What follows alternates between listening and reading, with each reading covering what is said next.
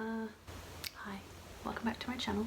So today I am going to be working on a brand new project that I have been planning, and it involves a few new things that I haven't done before. Firstly, it's going to involve super chunky yarn. You okay? Lost my crochet hook. Stop wagging at me. You need a pat? You need a pat, my papa. He's okay. Premier Parfait yarn that I've never used before. First time using it. So we'll see how we go. And I am following a pattern by Wonder Crochet. And it is free. A free pattern. So I'm going to be making a flower cushion or a flower pillow.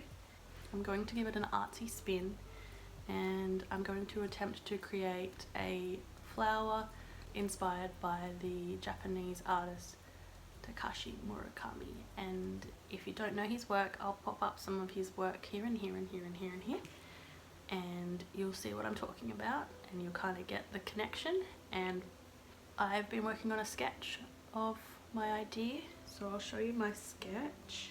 I'll pop this up here so you can see. I've been looking forward to doing this project, and I've never used this pattern before, but trust the process. See how we go. Hiya.